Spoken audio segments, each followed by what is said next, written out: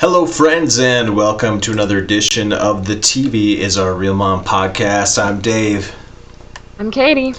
And here we are to talk about, I just noticed the card has it wrong.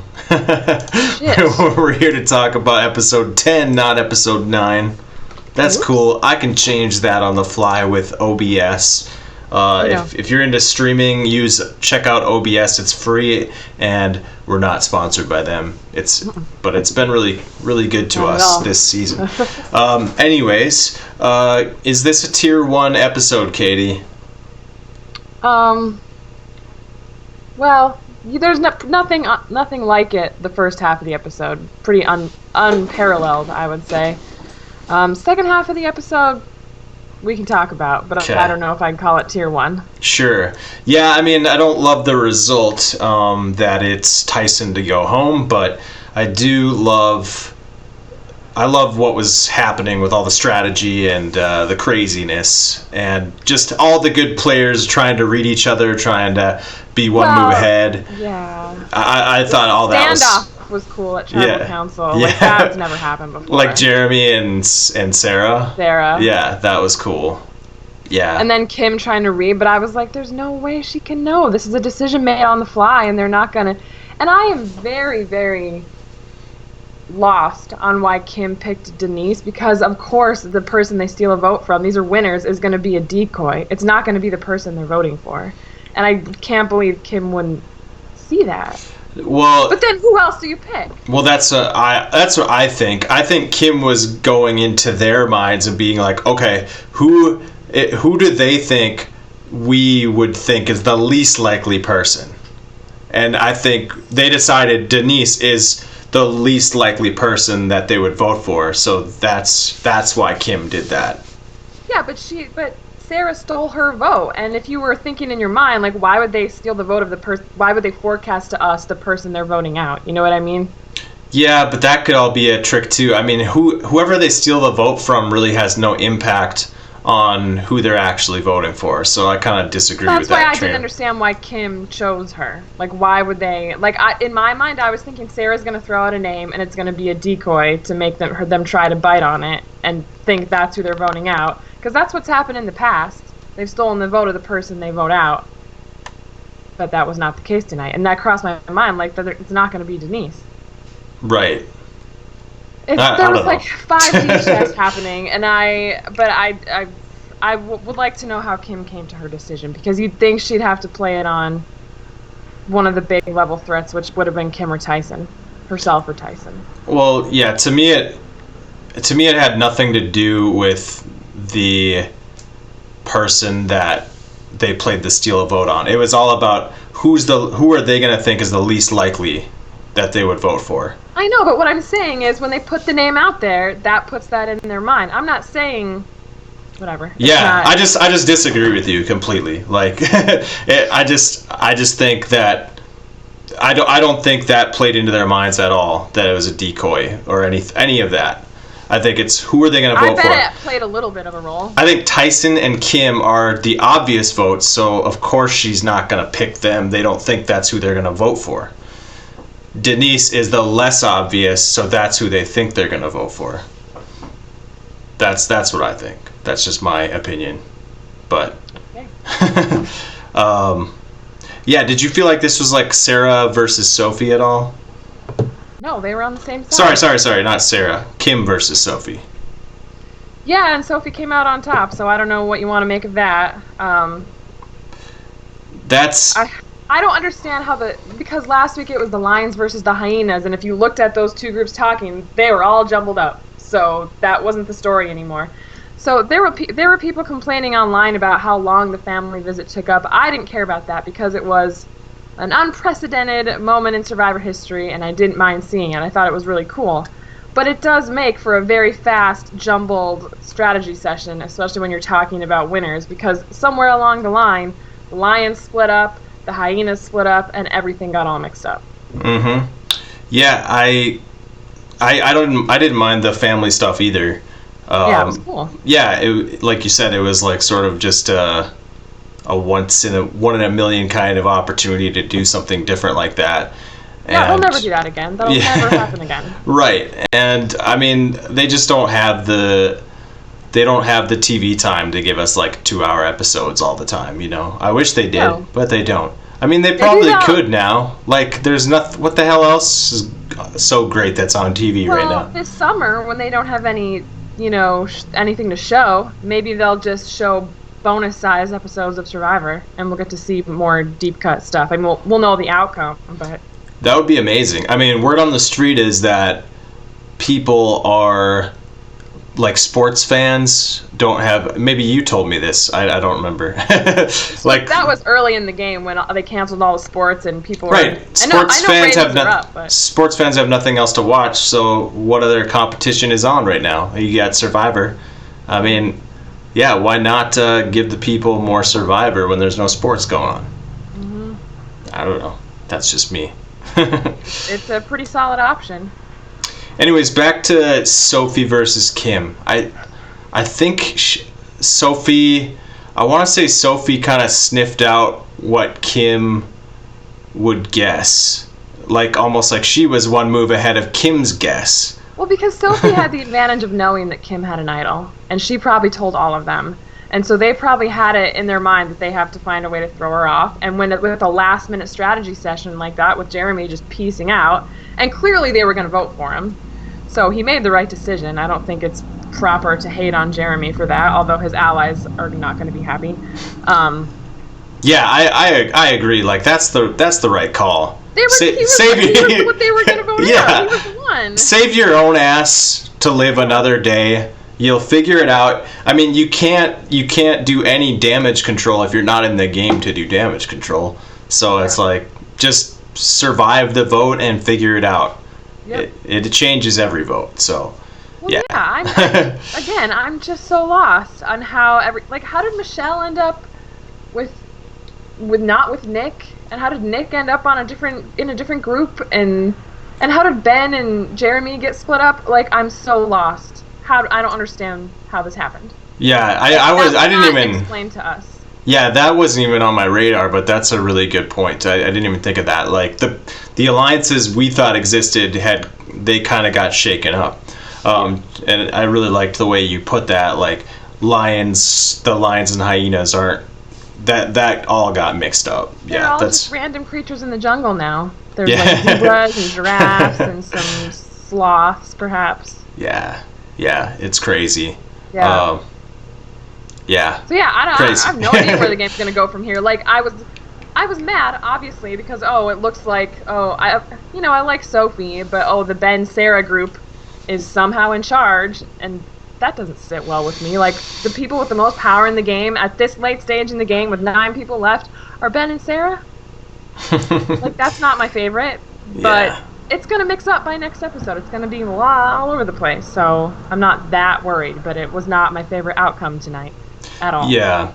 So my internet dropped out right as the vote was being read. Mm-hmm. So what was the reaction to Tyson like? I missed that part. Like, was Tyson really bummed? But I think it was mostly sadness. Yeah. Like, people felt really bad for him. It felt kind of gross, really. Because he has to go right back to Edge after only being in the game for like a couple more days. Well, he got like 5 or 6 days, but a couple. I mean, it's for 2 votes. It's rough. Yeah, it's rough, man. But you didn't see the very end? I did see the end where they all hugged Jeff. That was nice. Cute. Yeah, I mean, I'm glad they put that in. If there was anything that pushes this episode into Tier 1 territory, it's just kind of like all that kind of like, it's kind of like tribute to Survivor, like celebration of Survivor. That's what it was really all about. It was it was like a very emotional episode from a lot of different standpoints. Like, I even got choked up a little bit. It's weird, the part I got the most choked up at was actually when Tony won immunity. Because, like, I just love Tony, man. And he's just been such like a human, so like raw, like so himself in this season. So like, he's trying to be like a good person and play a good game at the same time, like be the best version of himself. And he never won in all 3 times he's played. Granted, the second time he played, he wasn't out there very long, but I don't know, that got me choked up when Tony won more than the family stuff, honestly. Especially when the person that was next in line to win was Ben. So it's always Ben. It's always someone against Ben, and I feel like I'm always having to root against Ben. He's always just like right there. Yeah, so and I was also very happy that Tony won. And I have to admit that, like, I was starting to dislike Ben in this episode quite a bit. Thank you. Yeah, I'm back on that train again. I was like trying to give him a chance, you know, but yeah, I'm with you tonight for sure. But yeah, more on the family stuff. I'm really normally very cynical about this stuff. Like, maybe it's because, like, in my life I haven't really chosen to pursue the traditional path of a wife and kids and all that. So it's tough for me to relate to, because it was really heavy-handed with all the stuff about children and all that stuff. I'm really glad we got, like, Michelle and her sister, because that's what I relate to more. Like, you and Cassie are like my soulmates and my best friends in life, and I relate more to that than it was more heavy-handed with the children and all that stuff. So at first I was very cynical about all this whole family visit. I was like, this sucks, in my opinion. but like, by the time they did the Edge of Extinction family and all of the celebration of Survivor with the families and stuff, it actually made an impact on me, and I thought it was really nice, actually. No, it was super nice, and it was, the cool part about it was the first time most of these people played, they didn't have that. This is something they've gone on and done after winning the game and, you know, starting a life with whoever. Like, these children didn't exist when most of these people won their first season. You know what I mean? That's true. So a lot of the kids were that age where they were, like, either babies when they won or, like, not even born yet. Yeah, like, they're, you know, it's definitely full circle. It was an aptly named episode. My favorite part was Tony, obviously. But when he was talking about the first baby, she was in her swaddles. Swaddle, yeah. Oh, God, that guy. So, I have a question for you about Tony. I mean, this really seemed like a Tony episode. He was so emotional. And I thought there were a lot of people, like Tyson never had a family visit. Tony never got to see his wife on his family visit. Michelle never had a family visit. A lot of people with kind of family visit history or lack of. But anyway, for Tony then to go on and win the challenge. But then when he went back and started strategizing, I started to worry and be like, both Jeremy and Sarah are not thrilled with him right now. So is he playing well, or is, like, he's starting to not look as good? No, this is a bad look for Tony. Between this and what they showed us for the preview for next week, those two things combined are devastating for Tony doing well. Basically, he was shown to be a brick wall and not willing to cooperate.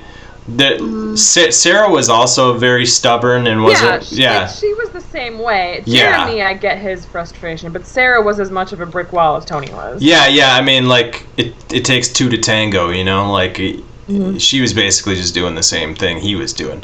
But granted, Tony definitely was not listening to her at all until he finally just relented and was like, "Oh, so we're doing Kim then? Okay, sure." He just, like, eventually just gave up. But other than that, it didn't look good to me for Tony. Yeah, I mean, that was my thought as well. Like, he was looking fantastic, especially after he won the challenge. But then things started to. But, you know, he's Tony. Tony's gonna Tony, and if he can pull off a win as Tony's gonna Tony. More impressive. Yeah, it's just like the first time I feel we saw, like, the real shades of Kagayan Tony, and it looks like they're coming back even stronger next week. But you gotta have some of that. I mean, and he's just really well liked by everyone on the season. It seems like everyone was, like, genuinely happy for him to win, and so, like, he's easily got some jury votes if he can get there. So that part of his game is not really a concern. It's just like, how is he going to get there? He's still Tony. He's still a big name. But I think he's doing a really good job of playing the ultimate part of Survivor that seems like it matters the most. It's just being like popular. Just like people liking you. He's killing that game right now. So, so you know who go people Tony. are less than thrilled with right now, including the jury, Ben? is Jeremy. Oh, it's Jeremy. I don't think Jeremy's looking very good to everyone right now. Well, he had Sorry, go did ahead. what he had to do. Yeah. But like how Wendell was like, oh, he just left his squad. Like, Wendell, that's his friend.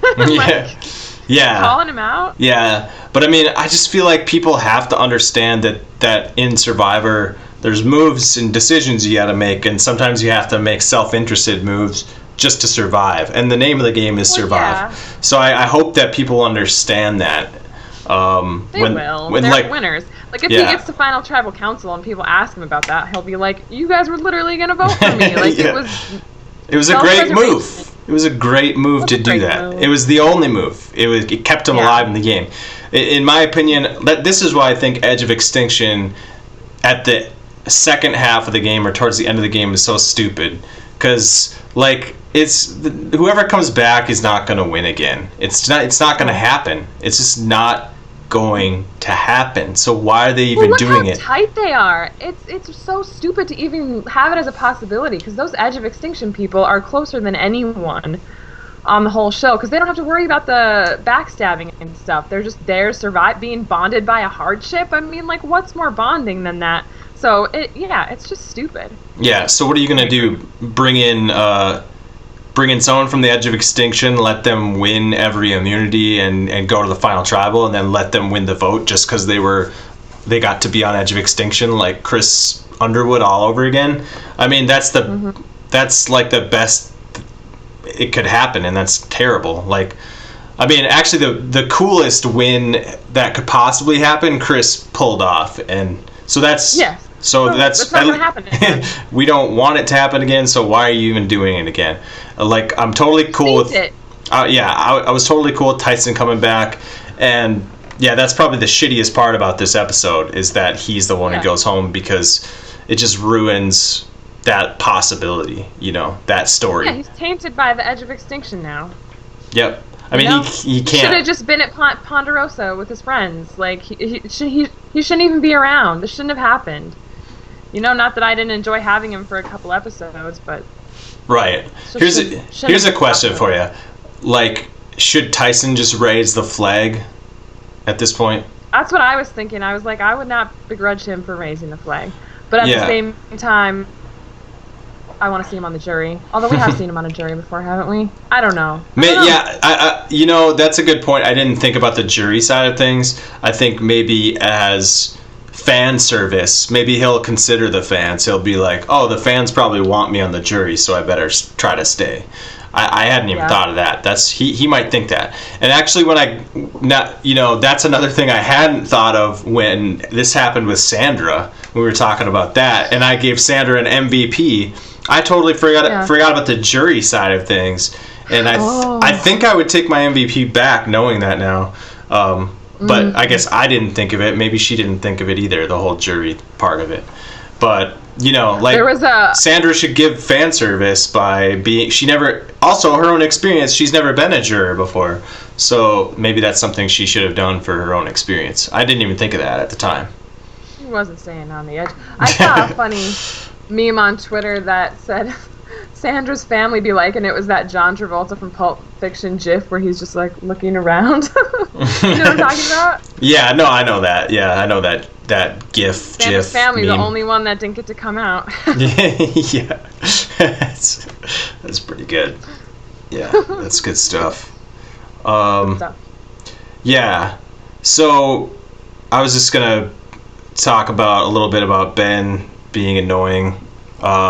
Please. I would like to not be the only one. I'm just getting tired of his war analogies. Sophie had a good one, but when she said it, it became painfully obvious. Like, you could almost hear the producers saying, like, guys, give us your war analogies, because it's Winters at War, right? Winters at War, we need war analogies. And, like, that's kind of sickening in a way. But Sophie delivered hers solid, I'll give her that. But Ben's been doing them all season long, and tonight it really annoyed me, and his voice went to a more annoying place than normal. It really did. Like, I've gotten okay with his voice, where it's like kind of like a Kermit, kind of like fun little puppet voice. How dare you do Kermit like that? I don't know. You know what I'm saying? It's like a character. He's a character on a TV show. I don't know Ben. I'll probably never meet him. Probably a nice guy. I mean, I know he's a nice guy, but as a character, he's starting to annoy me, for sure. Yeah. I'm with you. I don't know. Yeah, I mean, and yet he's always there, like, narrating what happened, and he's always like a key cog in the. It's just, I'm so. Yeah, he's getting a lot of confessionals, just kind of like you said, narrating, like telling us where things are at and how he feels about them. You have Tyson there. You have Tony there. Why am I listening so much to Ben? I would rather listen to anyone on that island. Anyone, including people on the edge of extinction, other than Ben. Yeah. Yeah, one of the best parts of Tyson in the whole season was in the Loved Ones, when he was talking to his daughter and telling her about, this is what Dad does for a living. Like, this is my work uniform. I run around on an island in my underwear. Like, that was pretty. I hope he was joking. What do you mean, that he runs around in his underwear, or that it's his job? No, that's his only job, is when he played Survivor 4 times. It is. It is. He's a stay-at-home dad. He doesn't work right now. Well, he does, like, News AF, so I'm sure Rob is feeding him a little bit of cash. But no, they're living off the $1 million he won, and he was trying to win a couple more. You gotta bring in income. You can't just rest on $1 million. Well, anyway. You can rest on it pretty well, but he's a media personality as well. Like, him and Rachel were on, like, a wedding reality show or a relationship show a while back. So, I mean, they do stuff like that, but no, I've heard that he is not, like, traditionally employed. He's a media personality, and that's it. That's fine. If it were anyone other than Tyson, I'd roll my eyes, but it's Tyson, so it's fine. I don't roll my eyes at that at all. I don't begrudge anybody that can make that work for them. I'm jealous, maybe, but that's more power to them, Because I don't think it's like he doesn't do anything. He just gets to spend lots of time with his family, which is, I think everybody would do that if they could, I bet there's some people right now who would rather not be spending time with their family. No, that's true. I guess, yeah, to paint with such a broad brush is not right. You're correct. Like, some people would rather work all the time and not spend time with their family. But it's about what you want and what speaks to you. Like, and Tyson wants not to work in a cubicle. He wants to spend time with his family. And if he's got $1 million in the bank, that's awesome. Good for him. So the only options are work in a cubicle or stay at home and don't work. Oh, no, not at all. But there's just, like, it's the spectrum, like anything else. Like, there's so many different approaches to it. And I suppose that's part of the problem, is sometimes we do get tied up in that black and white of everything, that, it's either 9-to-5 office grind or lazy bum living on welfare. There's no in between, Yeah. And that's not how it is. Nope. Anyways, I'm glad we still have 4 viewers after that rant. Do we have any comments? Does anybody have anything to say? Nope. Oh wait, it says that's okay. It says unable to connect to chat. Oh, that's cool. I still don't think we have any comments. That's okay. What else do you got, Catie? You got anything for us? I mean, we really only had half an episode of strategy / game to talk about. Yeah. And it was very chaotic. Yeah, and you guys heard my opinion on the Loved Ones thing. Like, I don't really want to go through each Loved One and talk about that. Oh, no, I'm not going to be like Jeff. Like, so tell me, what's it like to have a daughter? Well, Jeff, Like, what do you want me to say? It's just so, I hate that part. I mean, even this one where it was like, these people, you want to hear about them, but it's kind of painful. But one thing we didn't have to endure this week. No, no, not following. Better be ready. Oh, What's yeah. on this week? They didn't do the music, thank God. Oh my God. Let it go. I like the part when Jeff was like joking with the kids, and he's like, so the adults, no, what was he saying? I would leave all the kids behind. I think he said the adults and the teenagers are all going to swim out as far as they can go into the ocean, and the kids get to stay behind. And play in the sand. Yeah, and he was like, oh, I saw some kids that look excited about that, but like the camera, all they showed was one kid. I don't know whose it was, but one kid that looked terrified. They're like, no. Yeah, that was pretty awesome. All their kids kind of looked the same. Like, was I mistaken in that? Like all of their kids sort of looked the same. Yeah, children. I mean. They were cute, but they all looked remarkably similar. Yeah, they don't start like getting their own unique kind of features until they get a little older. Tony's daughter looks exactly like Tony. Yeah, and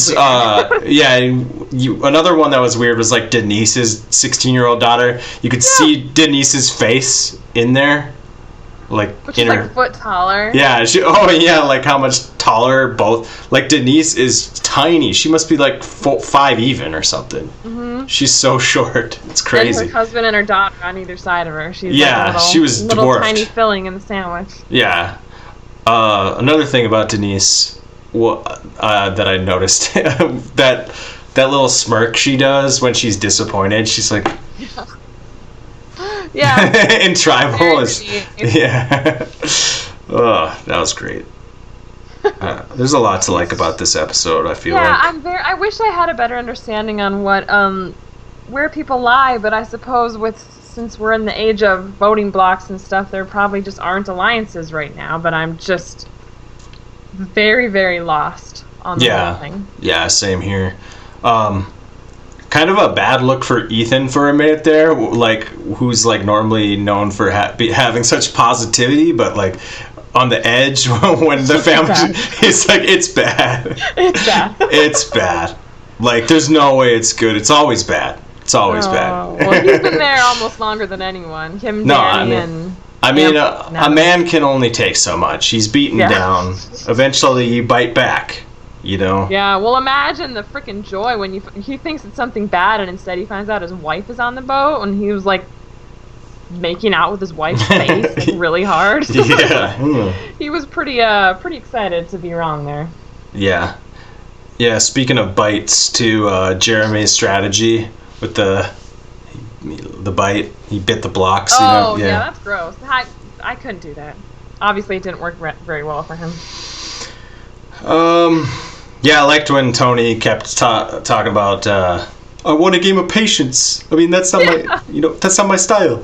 Not his style. It was shocking. I was like, how is Tony winning this? But that's what I was kind of disappointed in the end, because I was like, maybe this is a symbol for how differently Tony is playing this time. He's doing slow and steady and calm, and everything's going his way. But then when you saw him, not making a lot of headway with either one of his allies, but that maybe it's just, it's different when you're playing with winners. They want to be the ones making the decision, and none of them are comfortable being told what the decision is. And I think that's why you're getting so much chaos, because they're trying to tell winners this is the vote, but they're winners, so they're like, you can't tell me what to do. And so they're like, let's just change the vote then, for the hell of it. I don't know, that's kind of what it seems like. No, that's a really astute point. I think you kind of nailed it there.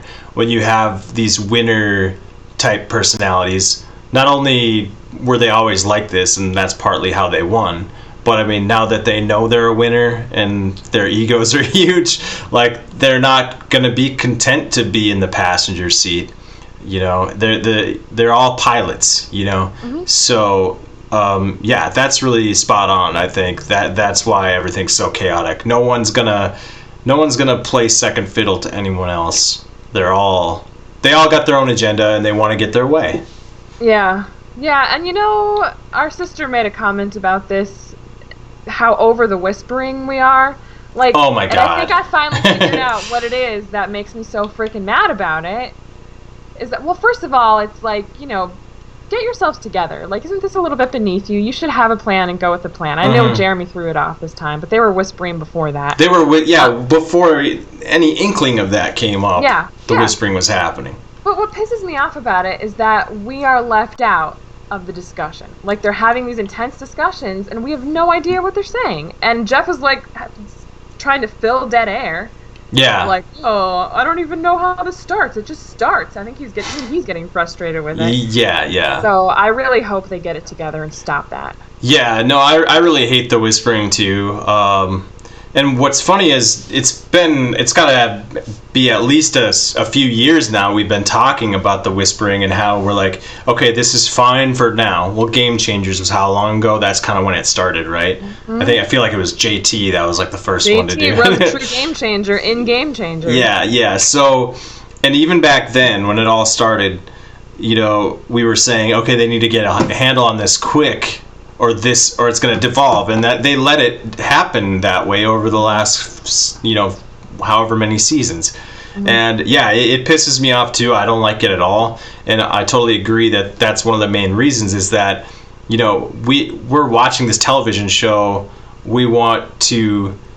The whole format of Tribal Council since season 1 was to let them hash it out loud for our enjoyment. And now you're going to take that away. That's the only thing that makes Tribal worth watching. I think a lot of times you could skip Tribal. One of my least favorite tropes in a movie is like when someone whispers something in someone's ear and then you never find out what it was. Yeah. That's the worst thing any movie could ever do, and I hate it. And that's what this is. We get an idea of what's being said, but we have no idea. Yeah. And I'm so just over it. And I thought Winners would be above it, but they are not. Yeah, I just watched that Beautiful Day in the Neighborhood movie. And Mr. Rogers whispers something into a character's ear, and right away afterwards, he tells you what he said. So that was well done. Well done. Leave it to Mr. Rogers to not disappoint us. And that movie is very good, by the way. I've heard that. Check it out. Yeah. I don't buy Tom Hanks as Mr. Rogers really, but he's still just Tom Hanks dressed up like Mr. Rogers. I mean. Would you buy Tom Hanks as like a modern day Mr. Rogers because he's just that friendly, nice? Oh yeah, totally. Like if you don't think of him as like trying to be Mr. Rogers, he's just like a Mr. Rogers type character. Yes. That works. But anyways. But I get what you're saying. I digress. What else? I think that just about covers it. We saw, what was that, like every advantage in the game got played? Oh, I think it's just Sophie has her idol and Sarah's the only one who knows about it. Damn, Sophie's killing, dude. Yeah. She's in wrecking. trouble though. Like she was the one who was like, "Come on, guys, let's just go discuss it over here." Girl, you in danger. Well, Kim and you're in danger. Yeah, I mean Kim and Sophie very much were in the spotlight or in the target. Yeah. They were both. What's the word for that when you sights? Sight in their sights, yeah. Yeah. Good, yeah. They're like I don't know what to say. Like Sophie's gonna be fine because not the right people don't know about her idol. At least Kim's is out there now, and so Sophie can't use that as ammo against her now. But no one knows about Sophie's. But I think they'd have a pretty good suspicion that she might have something. So they have to go after the group I like. And Sophie is in that group, but unfortunately she's aligned with people I don't like. They have to break up the Ben, Sophie, Sarah thing. Like, that's got to be broken up. Yeah, that has to be done very soon. Yeah, I mean, Jeremy, he was totally right. He's like, I see Sarah and Sophie as being the most dangerous pair. I want to break that up. The question is always, like, when is the right timing to do something like that? Do you want to be the one to make that move? Do you want to, I suppose, if you want to win the game, you have to be able to say you did something. So, I mean, yeah, I don't mind that he was gunning for them, but nobody would listen to him. And just like you talked about, they all want to be pilots. Jeremy was like, I have no voice, and that pissed him off and led him to go start making other plans, And that's kind of how he ended up going against. He was with Tony, for a second, but then he was against him because he had no voice. you kind of have to be okay with having no voice once in a while. Right. It's just at what point can you step up and start playing without just painting an immediate target on your back? It's such a delicate balance, and I have no idea how anyone makes it work. I don't either. I mean, then you got like Nick this season, who does a really good job of playing under the radar, but at what point, what's it going to take for him to become like a winner on this season? He's going to have to do some crazy gymnastics to like have a shot at this thing, because he's come off as such a passive player the whole time up till now. There's still a lot of people left in the game, a lot of time to do some stuff, but I mean, he's probably going to have to, he better act now, and he's going to have to get flashy with it, I feel like. Yeah, I don't know how much of a shot he has. At this point, like none, unless he gets flashy. Well, I think that's why people aren't even bringing up, well, they were bringing up Nick a lot, but I think Nick's going to fade into the background a little bit, and they're not bringing up Ben, and they're not bringing up Michelle, because, I don't know, I think people wouldn't mind sitting at the end with those people. So why do you think Sarah stole Denise's vote, then? I mean, let's leave out that any thought that it was to throw off who they were voting for.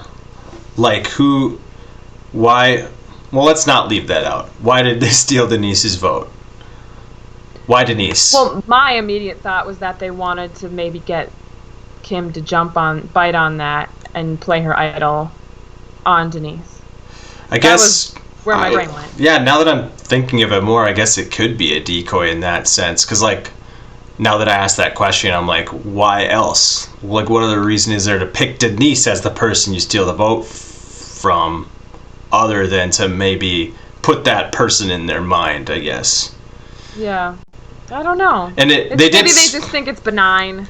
It won't send up any flags. I don't know. And Denise got votes, right? So there's some kind of split going on here. I don't really understand the numbers exactly, how that worked. Yeah, I think someone on Twitter said this, that it appears Sophie only got 2 votes, so it seems like Michelle jumped back over with Nick and those people. So I did notice someone said, well, like, someone mentioned, he's with them now, and I think they were talking about, like, Nick? Maybe, like, Nick's... I don't even know. They put up the votes on tomorrow morning, they'll show who voted for who, but... Okay.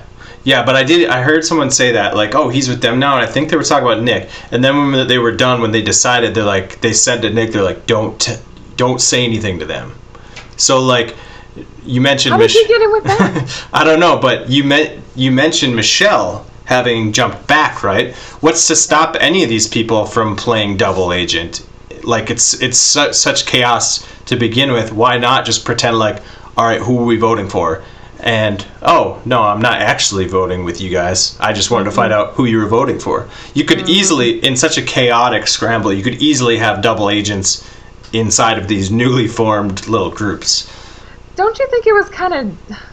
the way that they split that up, like, and made it so apparent who was with who? I mean, that seems dumb. Yeah, I mean, Sophie was kind of the one who spearheaded that, though, right? Yeah, and maybe that was a heat of battle thing, but she looked like a... I don't think that was a good move for Sophie. Yeah. Well, it was interesting to watch the way she did it. You could see she was, like, kind of, like, in that, now or never kind of decision, and you could see it in her eyes, and there was, like, this... She kind of froze for, like, a split second. There was this hesitation, and then she just decided, it stood up and said, like, okay, guys. Like, she just went for it. And, yeah, I don't know. I guess we'll have to see if it pays off. But, yeah, it could certainly have painted more of a target on her, for sure. Yeah, I think it definitely did. I mean, she was already being brought up, which isn't good. She got 2 votes. Yeah, yeah. You got people gunning for her the same way people are gunning for Kim.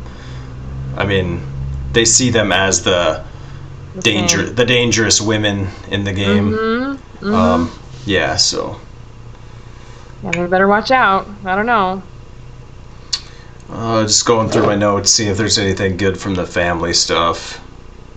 Not really. I mean... It was just fun to see everyone's families. There were 4 former Survivor players as loved ones. So... Yeah, that's interesting. So you had... Mostly from Blood versus Water, though. Yeah, well, that makes sense. But Parvati's husband, Natalie's sister, Val, and Rachel, obviously. Who's Parvati's husband? I didn't recognize him. I didn't know. John Fincher, who played in Samoa with Russell Hantz. Oh, okay. I don't remember. I didn't even get a good look at him. Scientist? Yeah, didn't even get a good look at him or recognize him in any way. Yeah, I like Samoa. I like Samoa as a season. I just don't remember him at all. And I've even heard that name, John Fincher. I've heard that name too, but I don't. Nothing. Parvati's husband. No memories. Yeah, probably. So she married an extremely attractive rocket scientist. Yeah. Sounds about right. Yeah. Yeah, okay. I've always been dubious that if he's an actual rocket scientist or not. I wasn't sure if that was a joke or what, but... Oh, okay. I just remember them labeling him as such. It's kind of funny that Jeremy's family was like all wearing like Tom Brady jerseys, and now he's a Tampa Bay Buccaneer. I guess like jokes on us though. I mean, Tom Brady won like 6 Super Bowls, I think. Yeah, I mean, 5 or 6. Like you're always going to be able to wear a Tom Brady Patriots jersey. Yeah, if he has one unmemorable season with the Tampa Bay Buccaneers. Yeah. Who knows? Maybe he'll win too, or who knows if the Buccaneers are not ever going to be good. Who knows if the NFL will ever come back? I don't know, man. That's a true story too. Might Shit's be a while. Crazy right now. Yeah. Anything else on the episode? No. Should we do our MVPs? MVPs. I don't know. I feel like there was some sloppiness on all sides tonight. Yeah, things were sloppy all around. Fast and sloppy, like Tony said. Yeah, fast and sloppy. Yeah. And I'm tempted to give it to Tony again. I know. I want to give it to Tony, but we always give it to Tony. I feel like. Well, this is only the second week, but I feel like even though he made a couple, he was kind of strong-willed there. Pretty sure I gave it to him. I'm pretty sure I gave it to him when he made the ladder. I was like, that's MVP moment right there. That's tough to give it to. There were a lot of mistakes made. I guess Kim tried, but she failed. Yeah. Yeah, no, it's a good point. For every good thing that somebody did, like for all these power players making good moves, there was like part of their game that was flawed or a mistake, a mistake mixed in. Mm-hmm. So you almost gotta give it to like whoever came out on top, and for me, I would give it to Sophie. Like Sophie came out on top. I don't like the move though. Yeah, like gathering the troops, like. I don't care for that. You know, claiming to be the general, I guess. I'm just gonna give it to Tony because he came out on the winning side, but he had to concede, which I think these people are forgetting you need to do sometimes. He conceded getting rid of Tyson, although did he want to get rid of Tyson? That was who he wanted to get rid of. No, it was Kim. It was Sarah wanted to get rid of Kim, and Tony agreed to that. If that's but who was he fighting for before he gave in? Oh, before he gave in, he wanted Tyson. I think you're right. Yeah. So he got his way. Oh yeah, Tyson ended up going home. Yeah. He did come out on top. Tony again. Tony's doing well, even though he had a little. I don't know. He looked kind of rough there at the end. He came out on top, and he didn't come out of that tribal council looking the worst, I thought. Yeah, I'll pick Sophie. Okay. Who's going home next week? I'd say Sophie, but she is an idol. It sure looks like Tony, doesn't it? I think Tony is in better shape than we think. Don't you? That preview, I worry for him every week just because he's awesome, but this preview, yeah, don't pick Ben because you'll be wrong. I'm still gonna go with Sarah or Ben. Their time is coming. I'll just pick Sarah. Their days are numbered. Yeah, I mean, you make a good point that all these people are on to those, especially Sarah and Sophie. They see that everyone see that there's a picture from this week when they realize it's loved ones, and everybody's hands are up on their face like this, touching their face, which you're not supposed to do. Might be the last time they're allowed to do that. But anyways, everyone else's hands are up to their face. Guess what Sarah and Sophie are doing? They're hugging each other, side to side. Everyone else looking. Yeah. Yeah. This is why I don't understand, because last week it was, Ben and Sarah are close, and this week it's Sophie and Sarah are close. Well, get Sarah the hell out of there then. Yeah, Come on. she's got two people that are clearly her tight. And Tony. Tight Tony's looking out allies. for her too. Yeah, I mean, he didn't. When Sarah's name came up, he was like kind of upset. That's how That's how tight. It's crazy to think he's that tight with her when he's been in such opposition to her in both the other seasons he played. I feel like. Mm-hmm. So, although it's time to let her go. Yeah, she's got to go. Yeah, I mean, I think that's a really good pick. I've made it several times this year, and I have yet to be correct, but eventually it'll be right. Yeah, the preview makes me think Tony, but like I seriously don't want to put that bad juju out there, so I'm going to roll with you, and I'm going to also pick Sarah for next week. Yeah. I hope that group other than Sophie finally starts getting knocked down, because I'm tired of it. Alrighty then. That's it? That's it for the podcast? Okay. That's it for this episode of the podcast. Thank you guys so much for listening. You can follow us on Twitter at TVIsOurRealMom. Please give us a thumbs up and a subscribe. And we'll see you guys next time. Have a good one. Bye. Bye.